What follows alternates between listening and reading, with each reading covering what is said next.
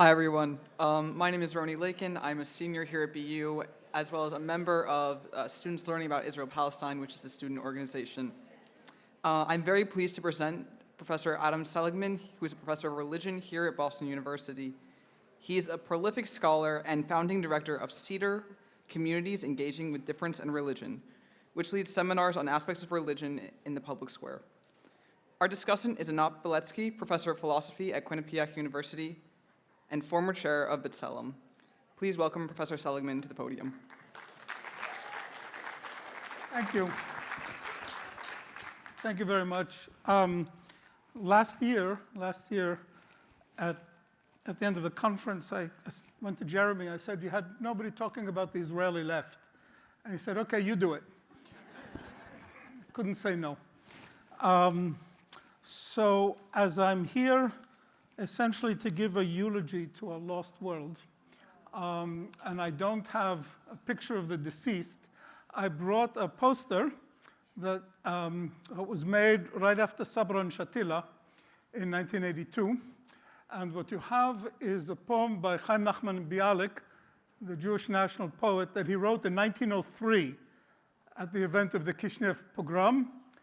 And its translation by Muhammad Dawish, the Palestinian national poet, together, and some of us on the left put this together against the background, now very faded, of the map of Beirut. So show and tell, material culture, some proof that there's something that existed, that I'm not making it all up.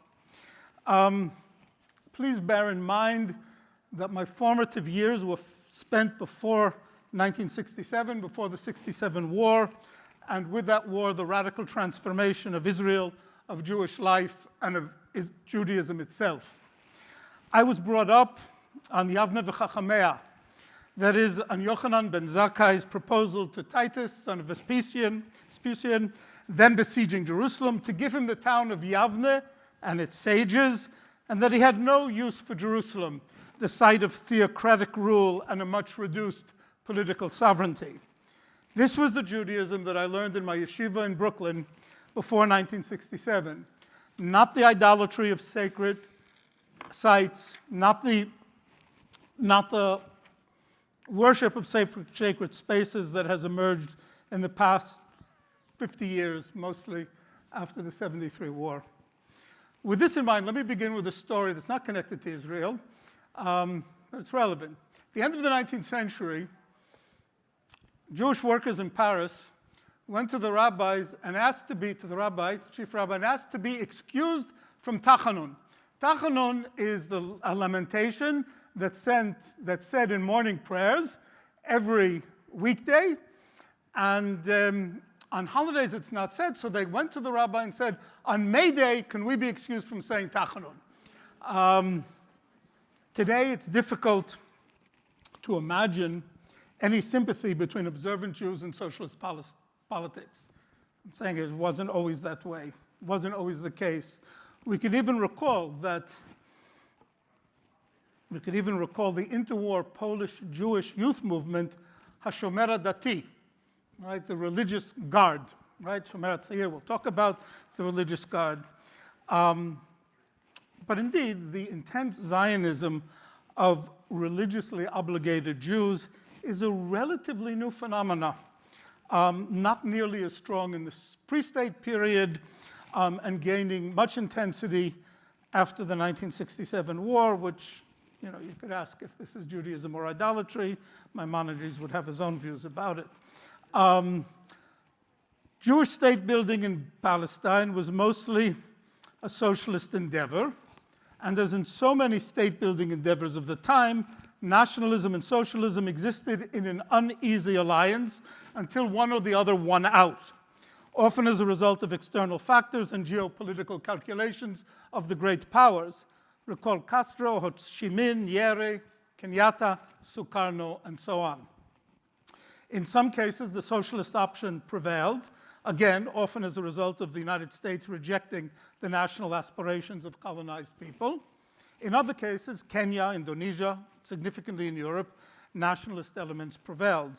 Recall that of all socialist deputies in the European countries, it was only Rosa Luxemburg and Karl Liebknecht who voted against war appropriations for World War I. In my view, this was the greatest tragedy of socialism, rivaled only by the crimes of the Soviet Union. But it proves the ultimate fragility of international socialist solidarity in the face of more primordial national forms of attachment. To go into that would take its own semester, so we can't do that. Within the Zionist settlement project, we can trace this tension between nationalism and socialism from the early debates in Gdud Avoda, the work battalions, through Polei Zion and Polei Zion Small, workers of the left and workers of Zion and left workers of Zion, the many debates within the Palestinian and then the Israeli Communist Party, all over nationalist issues, and now to some extent among those opposed to the current regime of Netanyahu in Israel. Years ago, I actually wrote a series on this for the Palestinian newspaper Al-Fajr, but there's a much better reference for those interested, and that's Zev Sternhal's Founding Myths of Israel. The mix of Zionist, nationalist, and socialist orientations was thus pervasive in the Jewish Yishuv, in the Jewish colonial enterprise, though, of course, there were also strong right-wing elements, Beitar, the rightist faction of Lehi, and, of course, the general Zionists with a more classically European liberal orientation.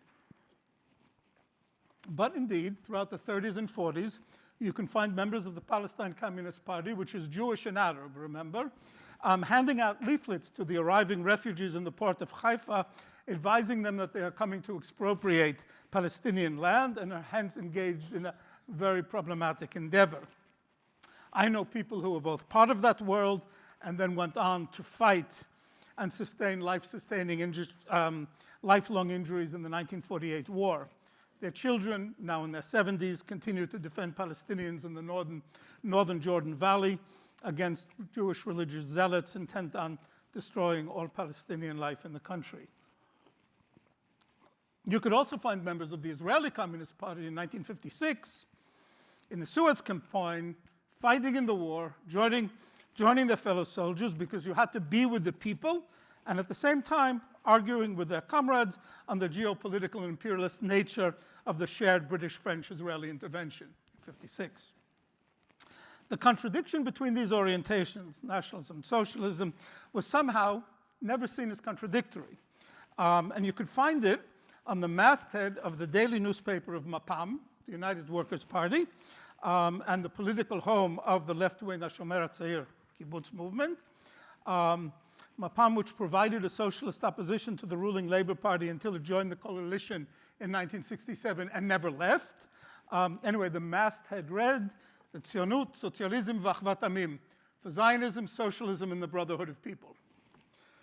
In the 1970s, I was a member of the most left wing of this leftist kibbutz movement, Kibbutz Kerem Shalom, one of those attacked on October 7th, but whose perimeter was not breached.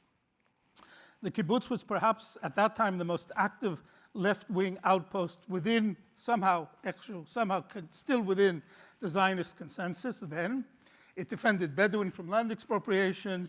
It fought the Jewish settlers in Gaza. When Arik Sharon led his infamous march in the spring of 1974, most of the kibbutz went and settled on his farm, were consequently arrested, jailed, and so on. In elections, many members of the kibbutz, maybe most, voted to parties to the left of Mapam. There was no hired labor in the kibbutz, and so on. Critically, the kibbutz organized and supported attempts in those years to prevent Gush Emunim, the often radical messianic religious Zionist settlement movement in the territories, to prevent them from their projected aims. As I was writing this down, I remembered the police officer taking our details once when we were arrested and asking why we couldn't be like those sweet boys in Gush Emunim with their knitted kippot. There are now more than 750,000 Jews in the occupied territories, and that will show you how successful we were. By the way, if you're interested in Gush Emunim, and you should be, because these are the people who are playing a tremendously important, deleterious, but important role in world history, There's a book that just came out a couple of months ago by Shlomo Fisher. I can't remember the name of it, the title of it. It's published by Routledge. It's a very in-depth theoretical, philosophical, and historical analysis of Gush Emunim in its myriad complexity. And it's, for those on the left, it's certainly well worth reading. Anyway, of course, the political left in Israel was not confined to Kibbutz Kerem Shalom, or indeed to other kibbutzim.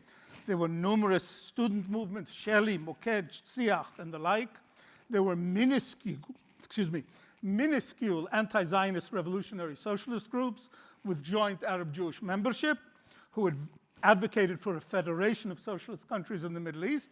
The different versions of Matzpen, which means compass, being perhaps the most famous or infamous, depending on where you stood politically. There's actually a good Matzpen archive online, if you're interested. And of course, there were individuals like Meli Lerman, Rami Livner, Udi Adiv, all of whom paid a terribly high price for meeting with members of the PLO in the 1970s. Udi also got snookered into working for the Syrian Secret Service, so he spent a lot more time in jail than Meli and Rami. In the late 1970s and early 1980s, before the 1982 invasion of Lebanon, there were a number of radical groups organizing demonstration and other forms of solidarity with Palestinians under occupation. I was involved deeply with a number of them, the Committee for Solidarity of Biletzki University, Shetach Mishuchrar, an ironic title because it means liberated territory. This was the group that published this in 1982. And of course, Yesh Gvul, organized, coming together on June 6, 1982, to resist service in the occupied territory, but immediately turned into resisting service in Lebanon. All these events, movements, and indeed the reality that they were reacting against are now nothing but ancient history. As my friends and colleagues in Africa say, I am but a historical. What changed over this past half century has been the very dynamics of the process.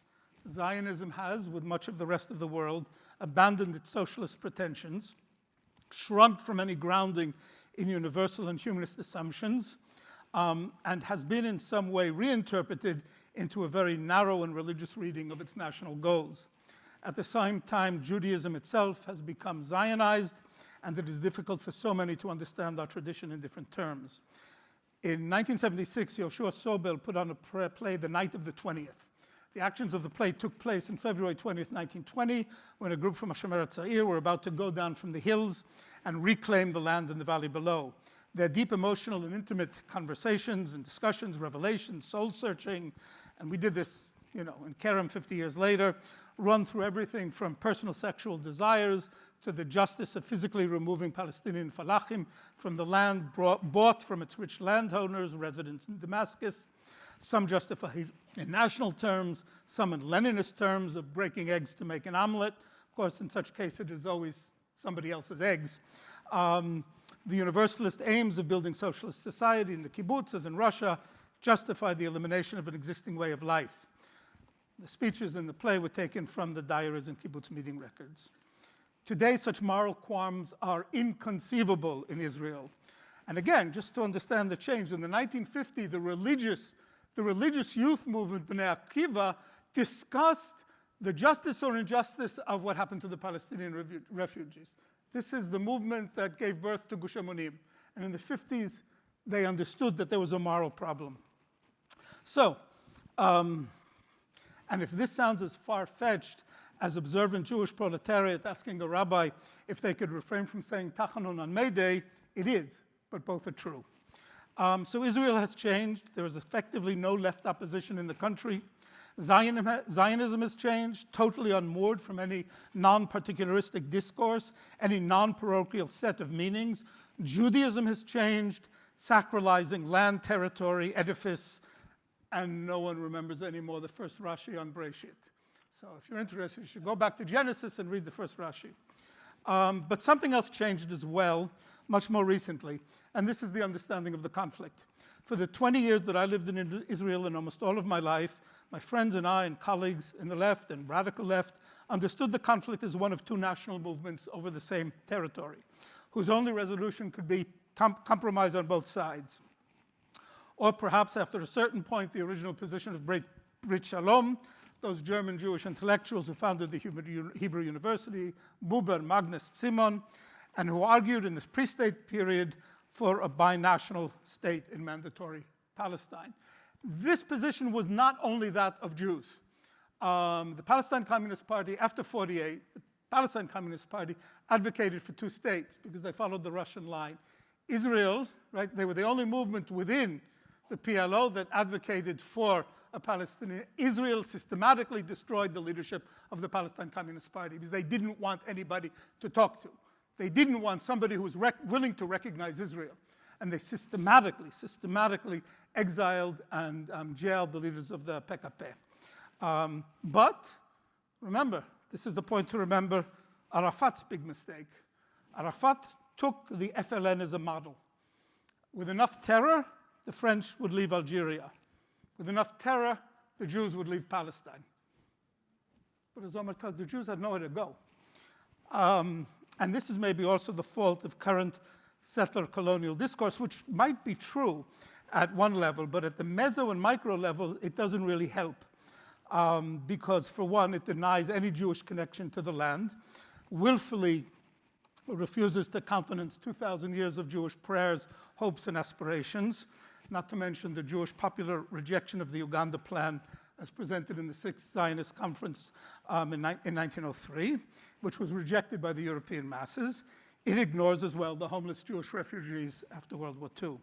So if in the past, we in the left were physically sort of attacked, marching down Dizengoff, chanting Israel, Palestine, Shtei Medinot L'Shtei Amim, Israel, Palestine, two states for two peoples, today we would be, I don't know, attacked, but we wouldn't be heard by many in the global left who refuse to accept the national aspirations of the Jewish people.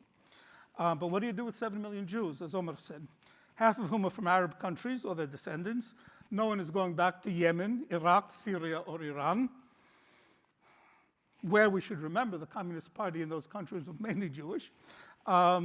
Curiously, as an aside, today, many Israelis of German Jewish descent are currently taking out German passports, which is interesting, but of course not a political solution.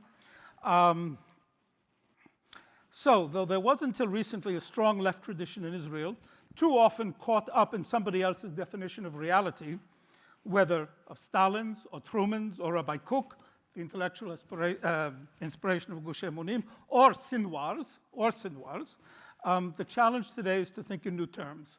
And I don't think settler colonialism is going to help us, even if it's correct. The small yet incoherent movement that Omar mentioned, I knew it in its first iteration of two states, one territory. Now, as Omar said, it's one land for all, is one such example of trying to think differently. And I think I'll end with an historical aside.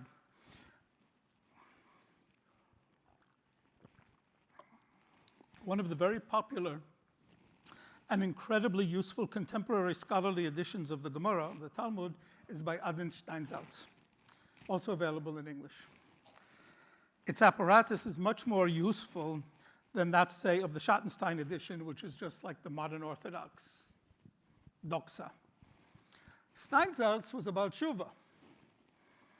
That is, he was secular and then returned or turned to religious observance. He was, in fact, born on a kibbutz. Moreover, his father had left the kibbutz to fight with the international brigades in Spain in 1936.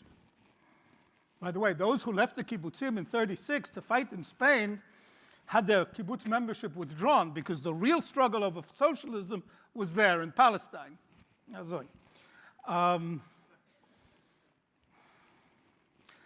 want to end that even though La Passionara did not wear a sheitel, somewhere, I think, in the nexus of those worlds, we may just find a way out of our current impasse, as long as we continually keep in our mind Rosa Luxemburg's injunction, which she took from Karl Kautsky, socialism or barbarism.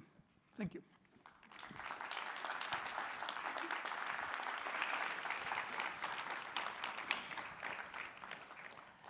Thank you, Adam. I have to say one personal thing, that I am devoutly secular. So I love hearing the story of how there were, and there still might be, though they're so far away from us, religious leftists, or leftists who are religious in Israel, and there's a group now working that came out of Meimad. And I am Israeli, even though I don't sound Israeli. I'm part of that left that has disappeared, and we have disappeared. But part of that disappearing is the fact that there has been a complete divorce between, call it Zionism, or what people are calling Zionism, and the left. Is that Zionism religious?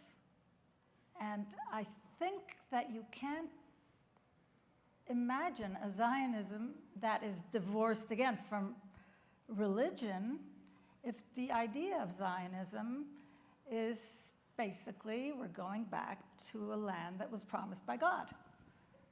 And if you don't have that, what do you have to excuse or to explain the fact that you're going there? So you can call it settler colonialism, you can call it all sorts of names, but without that God-given land or God-given other gifts, how do you even get to Israel? Why do you go there? And I want to say, what did Simone say? Something about, Simone, where are you? She's not here? About how beautiful or wonderful the kind of Jewish left that we see here, how it's, she said it's a force to be reckoned with.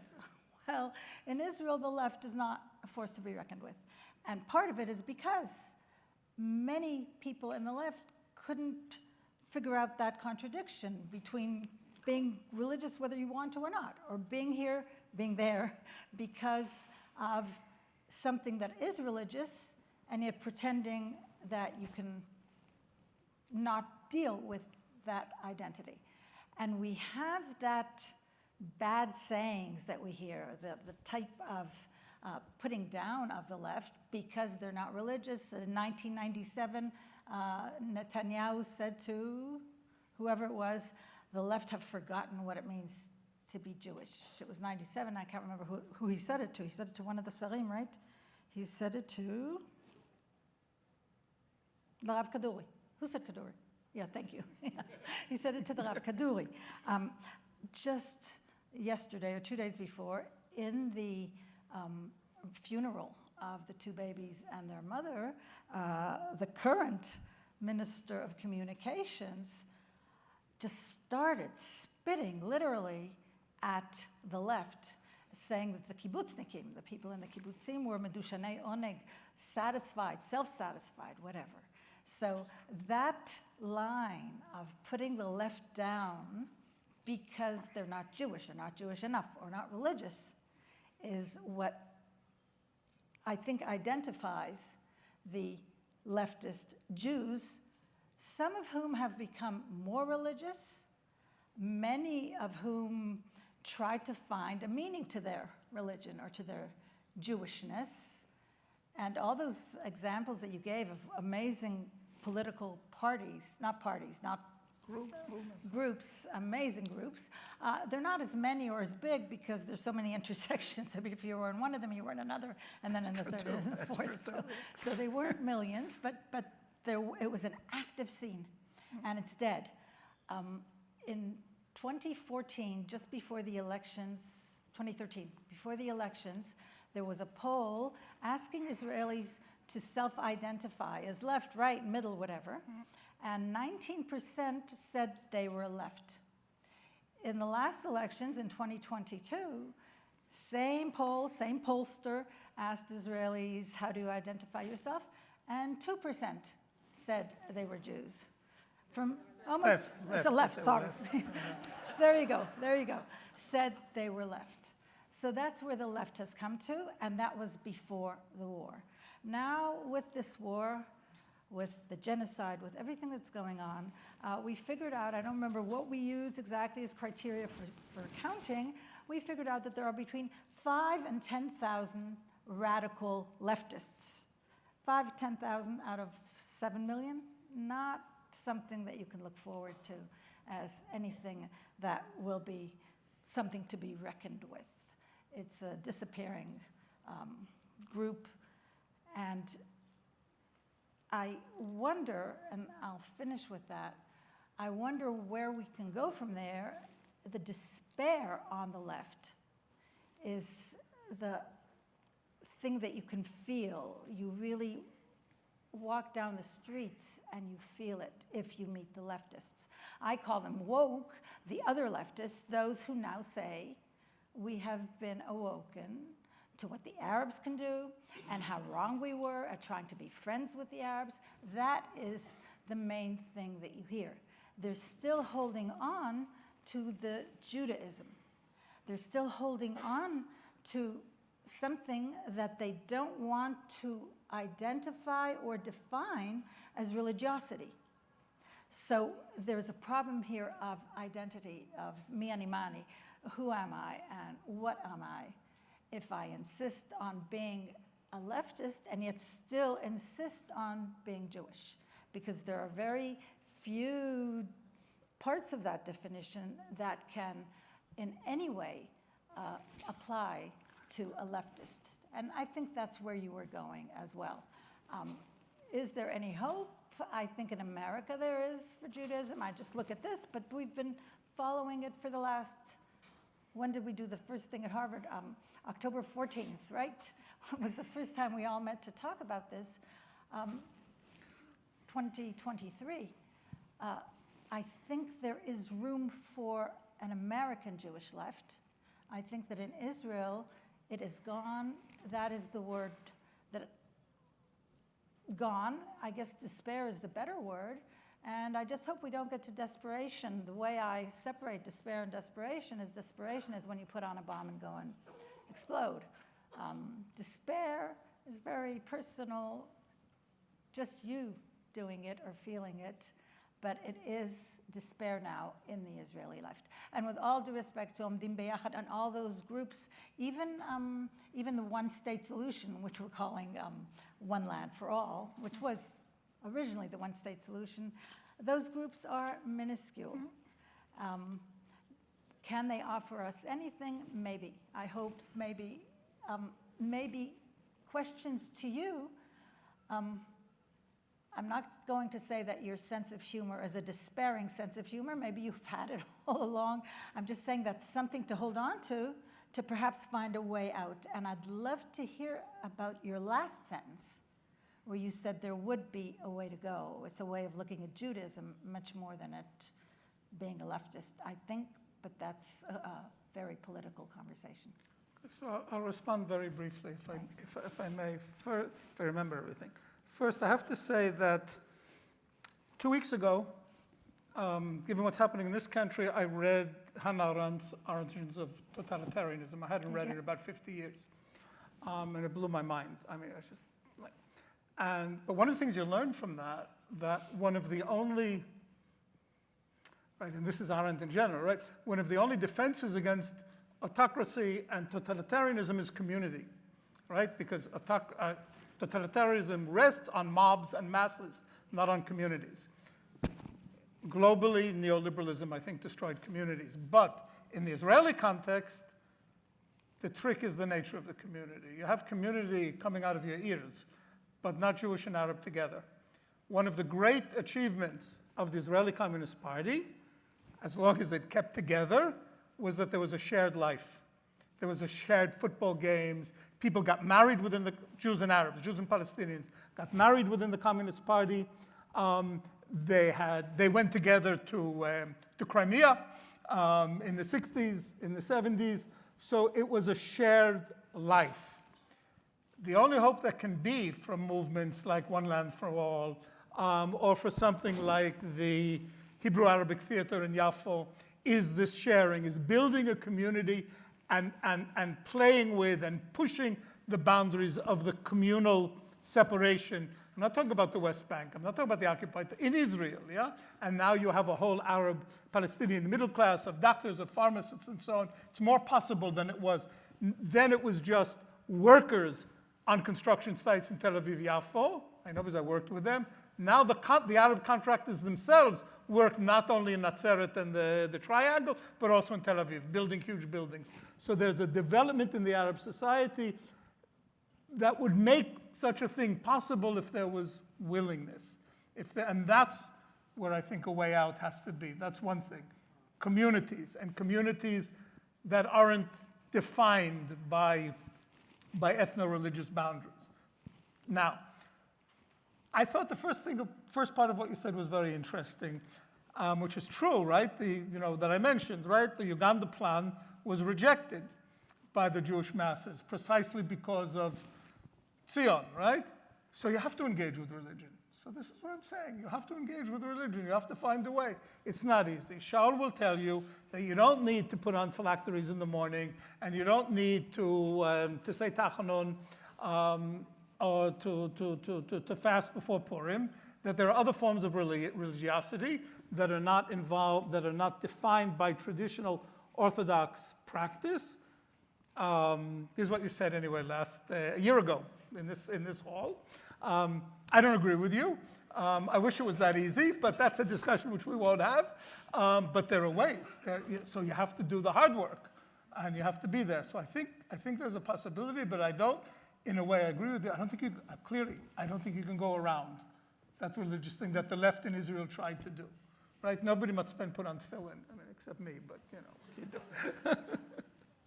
So I'm going to answer that before I open the floor for one more word, and that is we haven't said a word about the military and the religious overtaking of the military. Omar did.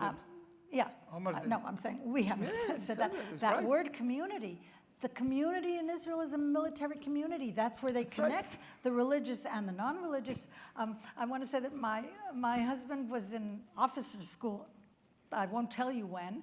And out of 300 guys in the officers' school, 2 had kippot on.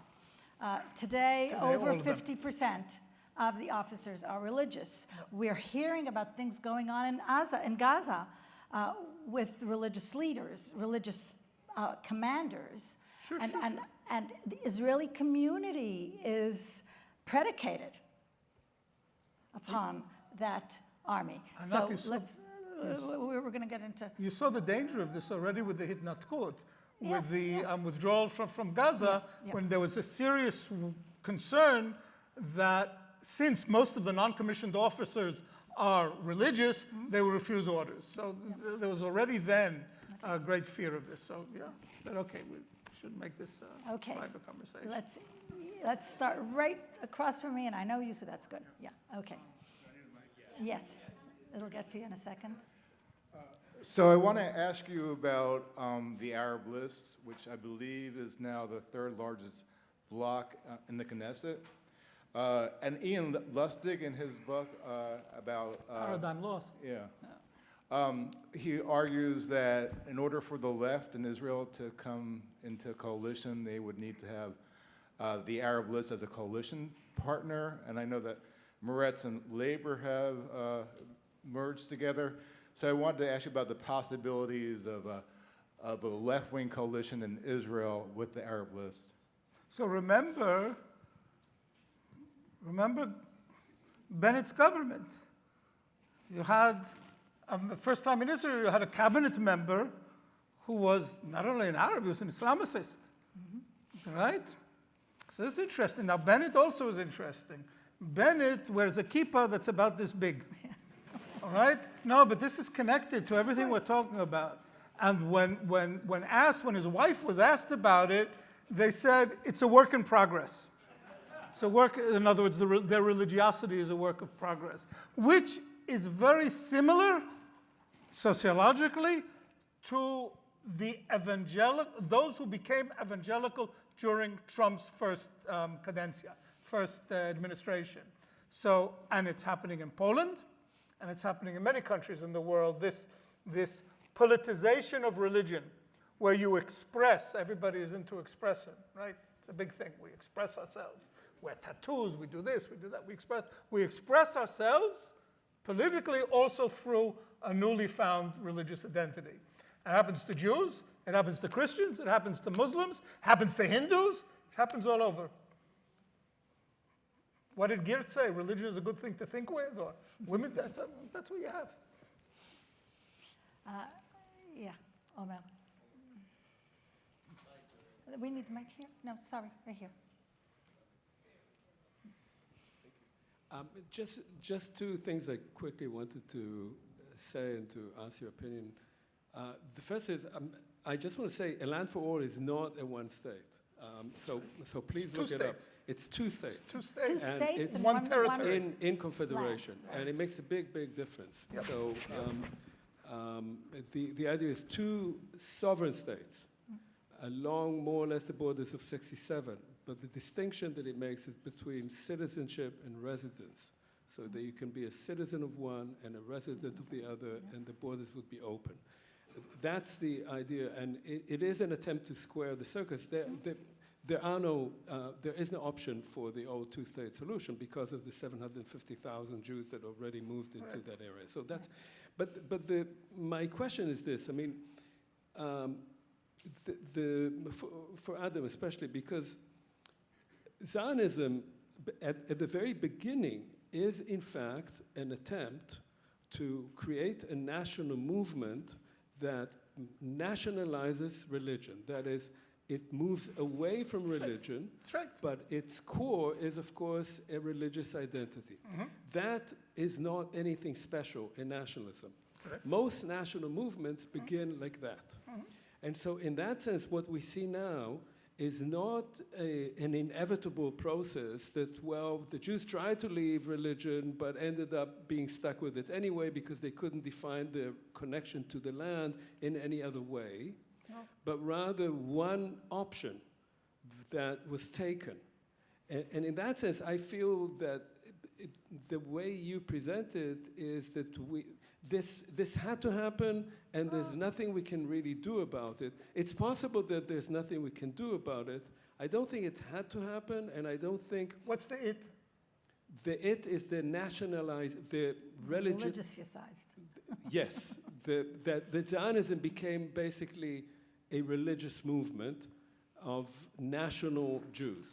And Gotcha. Zionism was really an attempt to do exactly the opposite. So the leaders of Zionism, who most of them came from religious backgrounds, moved completely against that and tried to create something else, which was a national movement. Right. Many of them came from Volozhin, from the greatest yeshiva in Lithuania. But I don't think it's inevitable. But what I do think happened, and this was a throwaway line, I think 67 is the key. And with 67, you also have this beginning of a Judaism that everybody is living now, which is avodah zarah, which is idolatry, So I don't think anything was And I you know, find was that decided super interesting. ahead. I studied in an Orthodox school here. Nobody mentioned Israel until Yeah, 67. sure. That's what I On said. the other hand, if I look at it through, of course, historical and Palestinian eyes, it's 1948. That is the core, not 67. Let's go that way over there for a moment. There you are. Wait. Just wait for the... Thank you. Since we're getting into the topic of religion, and I know in Judaism, obviously, God has many different attributes, but I'd like to hear from you that so much of the Torah is about a very vindictive God, about a God that says, to kill the women and the children, it's about, and is that part of, what we grow up with behind it? Even if you don't believe it, there's a little bit of that going on about that kind of supremacy, and what do we do with those beliefs that do lead to possible genocide that exists right there in our text, and how can Judaism change in some way to say, yes, this is our Torah, but we need to look at this in very different ways than we are now. But I think that's a lot of what people are looking at in the Amalek and so forth. So, Okay, thank you. So I have to say that in terms of Judaism, my own modest opinion is I'm a follower of Maimonides. And God has no attributes. Sorry, there's no attributes. In that way, it's similar to the apophatic Eastern Orthodoxy. God has no attributes. And any reading of attributes in God is itself a form of idolatry. It's an anthropomorphism of God, and it's shtus, it's nonsense. It's nonsense. So, you can find any text you want, in any tradition you want, to legitimize any action you want. That's why I said people should, when they're thinking about the sacrality of the land of Israel, they should read the first Rashi on Breshit. But, we choose our text, what can I tell you? But God has no attributes. This is clear. And if you doubt me, you should read Leibovich. If you doubt me, you should read Leibovich. Sorry. Could we go there for a moment, and then we'll make a sharp turn? Well, first, in case anyone here doesn't know it, I just wanted to recall a very meaningful joke, which is that a Zionist is an atheist who believes that God gave the land of Israel to the Jews. Okay. Now, the other night I went to a Palestine solidarity demonstration in Bay Ridge, Brooklyn, which had to do with selling West Bank land. Anyway, without going into the details. And there was a Palestinian broadcaster there who was interviewing someone from Neturei Karta, who were there in very large numbers with the most radical slogans, including chanting, from the river to the sea, Palestine is Arab, in Arabic. He asked the guy, how can we convince more Jews and not just people like you? So I said to him, there are Jews other than these people at the demonstration. He said, really?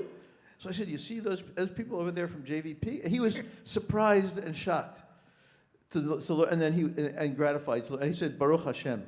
Now, what I want to think about is there's a whole group of Jews whose views about Palestine are in many ways identical to those in this room, but we have nothing to do with them. And I tried to talk to some of them. I wasn't sure they wanted to have anything to do with us either. But what do we do about that? And there's one other comment. It's not just kibbutzniks who went from left to right. Mashiach also went from left to right. And I think it would be interesting to talk about the political migration of Mashiach. But if you want to find a way to talk to them, wait until they're missing somebody for a minyan, then you can go and make a minyan. It'll be good. That is a bad, sorry. Up there. You're taking questions. Yeah, they're over there. Sorry? No, there was, you had your hand up, yeah. Hi. In hearing you talk, I thought about my coming of age politically in the 70s and how the new left kind of left and evolved from the old left. And then was further informed by the women's movement, the LGBT movement. And I wonder what you think of the younger generation of Standing Together, which is a group that is organizing and led by Palestinian Israelis and Jewish Israelis. And their analysis is change is not going to come from the political parties. It's going to come from grassroots organizing on the ground together. And it's led, by leaders both from the Palestinian Israeli community and the Jewish Israeli community. Tiny, probably as tiny as a Land for All, but just wondered what you thought about that model of political organizing. Because we will get past this period of trauma of October 7th. Here in Israel, and there will be opportunities, depending on our economic circumstances, of other kinds of organizing. So I just wondered what you thought of that model.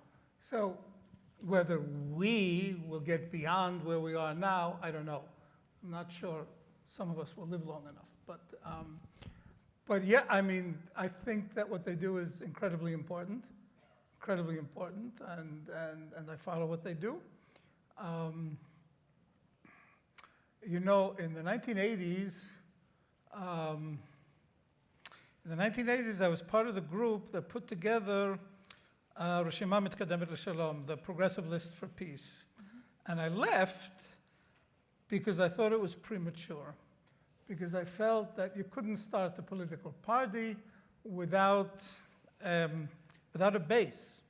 And the base has to be this shared life. So that rather than to start with a political party, we have to start with exactly this type of activity. Again, I go back to the Communist Party, to trips to the Soviet, I mean, not that I'm a great fan of this, but to trips together, to soccer teams together, to chaflot together, to as much as possible to try to frame a life. And I think despite all the many splits, nest, and so on in the Communist Party, which were always on nationalist lines, of course, right? What held it together, you could say, was not playing football together, but that it was the most Stalinist of Western political parties. Still, there was great value in this shared life. So, yes, I mean, I think what they do is fantastic and important. And that type of way, that way, broadly taken, is the only way. Just one thing about that, though. It was the Communist Party in Israel, the Jewish Arab Communist Party, that was the first one that raised the flag of 2 states for 2 peoples.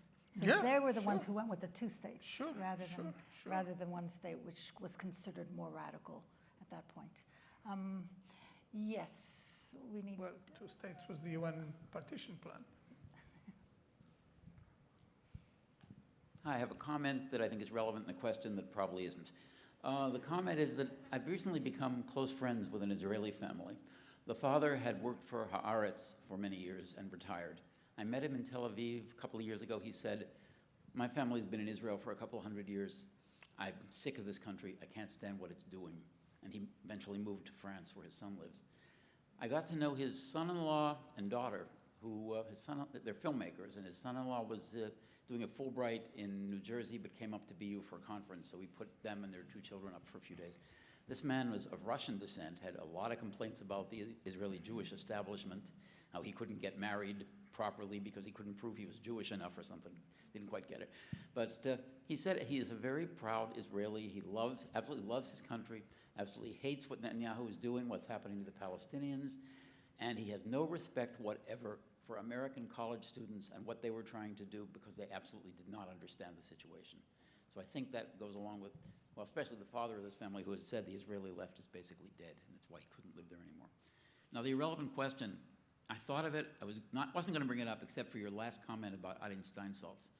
A few days ago, I heard a lecture about Jews of Palestine, I think most of them were in the Communist Party, who fought in the Spanish Civil War. And I wondered then, and wonder now, since you said that there was kind of a united Jewish and Arab party, were there also Arabs in Palestine who fought in that war? I don't know. That's a great question. That's a great question. I don't know the answer. Last? Okay. Margaret.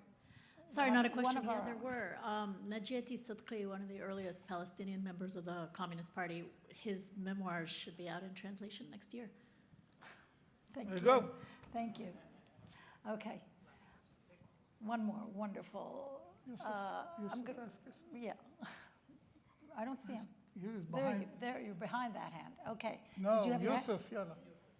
Did you have your hand up? Oh, Yes, he wonderful. did. Okay, so Yusuf. Thank you. I don't have anything to add to the theological conversation. But That's too bad. I'm sorry. But I did want to push back a little bit on your handling of settler colonial analysis in your presentation. It seemed to me to be responding to a caricature of settler colonial analysis that's been popularized by those people who do not want to deal with it in any serious way.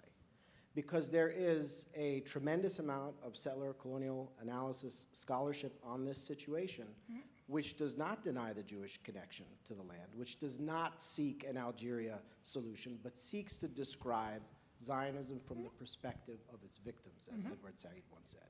And I think it's important for us to deal with that as it is, and to deal with the rigorous work that's been done in a serious way. And I felt that the way that you presented it dismissed the voices who have actually tried to present a reality for the purpose of trying to get out of where we are. with an eye towards justice. Good. Good. Okay. Good. Thank you very much, and thanks to all of you.